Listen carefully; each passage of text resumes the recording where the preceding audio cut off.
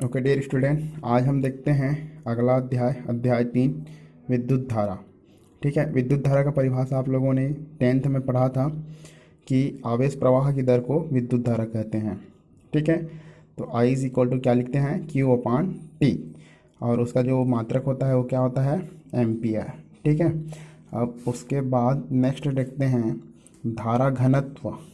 ठीक, धारा घनत्व को J से डिनोट करते हैं और J बराबर होता है I अपान ए, जहाँ पे I जो होता है विद्युत धारा होता है। ठीक है, और A जो होता है वो क्षेत्रफल होता है। ठीक, तो अब A को एकांक कर देते हैं, तो A एकांक हो जाएगा, A बराबर 1 हो जाएगा, तो J बराबर क्या आएगा, I। ठीक है, तो परिभाषा क्या हो जाएगा, एकांक क्षेत्रफल में बहने वाली धारा को धारा घनत्व कहते हैं। बात समझ में आ गया। ठीक, अब नेक्स्ट देखते हैं अनुगमन वेग या अपवाह वेग। ठीक है, तो जैसे कि आप लोग जानते हैं, माना कि एक चालक है, उस चालक में बहुत सारे इलेक्ट्रॉन हैं। ठीक है, और उस चालक में क्या होता है कि स्वतः स्थिति में धारा प्रवाहित नहीं होता। जैसे लोहे का बेंच है, तो लोहे के बेंच में धारा प्रवाहित नहीं होता जब उसको हम लोग किसी विद्युत धारा के बाह्य स्रोत से ना जोड़ दें। ठीक है, जैसे उसको हम लोग बाह्य स्रोत से जोड़ेंगे उसमें धारा प्रवाहित होगा, और अगर हम लोग उस बेंच को टच करते हैं तो हमको करंट लगेगा। ठीक है, तो जैसे यहाँ पे इलेक्ट्रॉन्स हैं, उसमें तो इलेक्ट्रॉन्स होंगे। अब लोहे का बेंच जो है वो आयरन से बना है, और आयरन के बाह्य कक्ष में इलेक्ट्रॉन होते हैं। ठीक है, और उन्हीं बाह्य कक्ष में इलेक्ट्रॉनों को हम लोग मुक्त इलेक्ट्रॉन कहते हैं। ठीक, तो जब उसको हम लोग विद्युत धारा से जोड़ते हैं, तो जोड़ेंगे तो क्या होता है, ये इलेक्ट्रॉन प्लस से माइनस की ओर चलने लगते हैं। ठीक है, लेकिन कैसे चलेंगे, जब स्टार्ट करते हैं चलना तो एक दूसरे से टकराते हैं, इस प्रकार सभी से टकराएंगे।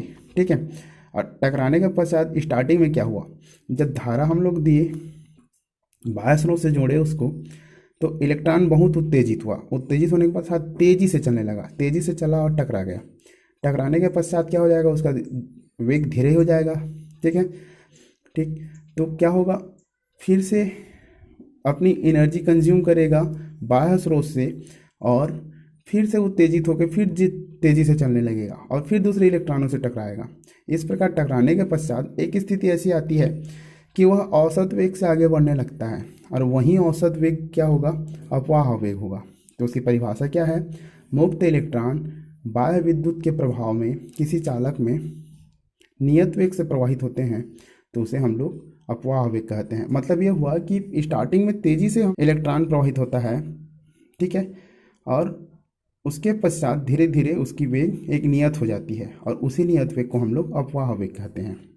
ठीक, अब धारा और अपवाह वेग में संबंध देखते हैं। तो एक चालक ले लिए पी क्यू, जिसकी लंबाई हो गई एल, और जिसका क्षेत्रफल, ये अनुप्रस्थ काट का क्षेत्रफल हो गया ए।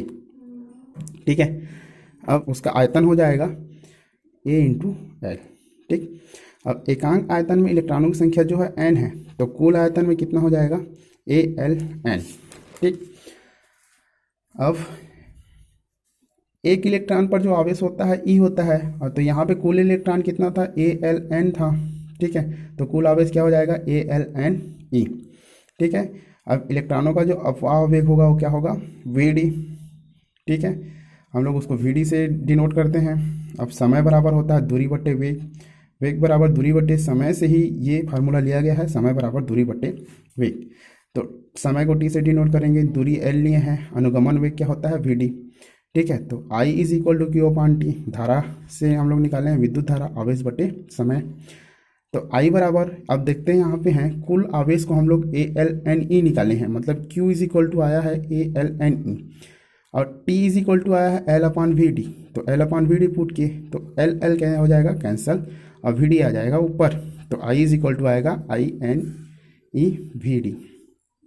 ठीक है, उसी प्रकार आगे देखते हैं गतिशीलता। गतिशीलता को म्यू ई से डिनोट किया जाता है, स्मॉल ई। ठीक है, अब उसके बराबर होता है V D upon E. V D को अनुगमन वेग से डिनोट करते हैं, ई को विद्युत क्षेत्र से डिनोट करते हैं।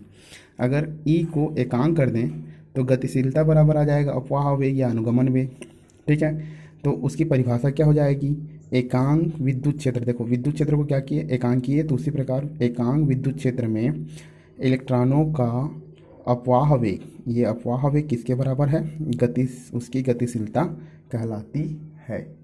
ठीक है। अब गतिशीलता और विद्युत धारा में संबंध देखेंगे तो म्यू ई बराबर आ जाएगा वी डी अपान ई, हम लोगों ने यहाँ पे पढ़ा। ठीक है। और वी डी बराबर हो जाएगा, इसको पक्षांतरण करने पर ई इंटू म्यू ई। ठीक है। तो आई बराबर आएगा ए एन ई वी डी होता है, तो वी डी की जगह पे हम लोग इतना पुट कर देंगे तो आई बराबर होगा a n e capital e mu e. और ये है गतिशीलता और विद्युत धारा में संबंध। और आप लोगों का होमवर्क है ओम का नियम और प्रतिरोध को घर में पढ़ें। ठीक है। धन्यवाद।